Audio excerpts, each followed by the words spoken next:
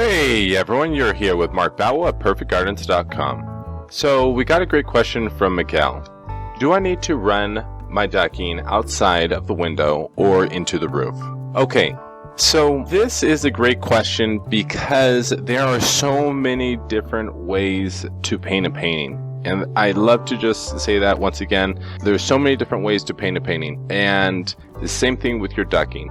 The most important thing to know is what it is going to be your temperature throughout the entire day. Like first, in vegetative growth, you're going to be running your lights for 18 on, 6 off. In flowering, you're going to be running 12 on, 12 off. You're going to be running your lights the majority of the time at night. So whether it's 18-6 or whether it's 12 and 12, 12 of those hours, your lights will be run at nighttime, not during the day, just because of heat buildup. Those additional 6 hours, what I would recommend running those hours for vegetative growth is don't run it on the back end or the front end, meaning like that sweet ideal time for night growing would be to really like have your lights turn on at 6 o'clock p.m. and run till 6 a.m. That's like the ideal time because it's the coldest. Then I would add 3 hours to the back ends and the front ends. So if it's starting at 6 and I have to do vegetative growth, then my lights would turn on 5, 4, 3. At 3, and my lights would turn off at 9, or I would slightly adjust that so maybe my lights turn on, let's say at 5, and then my lights turn off at whatever it is, 11 or 12 in the afternoon, the next day for vegetative growth.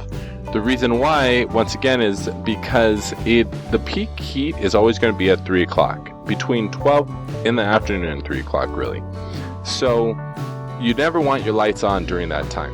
It's just your AC is going to be working too hard. Your lights will continuously keep accumulating heat throughout the entire day, even if your fans are pulling the heat out of your grow room. And over the years, I've really tried to not allow any air that is smelly to leak outside. Even if the charcoal air filter, I never have that ducking run outside. That is always recirculating the air in the room. Kind of like in your car, you have that button to bring air in from outside or recirculate air inside from the car, so your car is not having to work really hard to keep recooling air that's coming in from outside.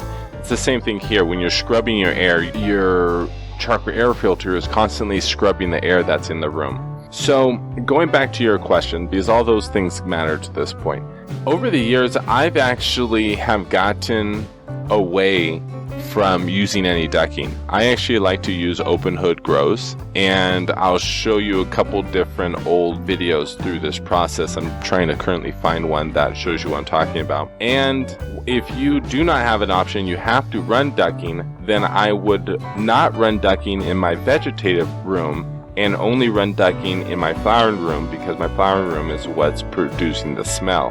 Whether you are running your ducking out the window or through the roof, that's going to be totally dependent upon your neighbors and how nosy they are.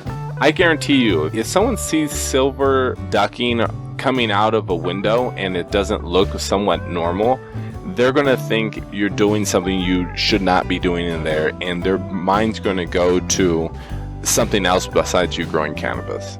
Okay? And you don't want that. If you don't have any neighbors, then make your life simple. Set up some type of contraption where potentially you keep your window open, but you might have like a 2x3 or 2x4, whatever piece of plywood, whatever size your window is. Then you're going to cut a circular or a rectangular hole, depending upon whatever connection you have that you're getting from Home Depot or your local hydro store, because there will be ducking connector pieces.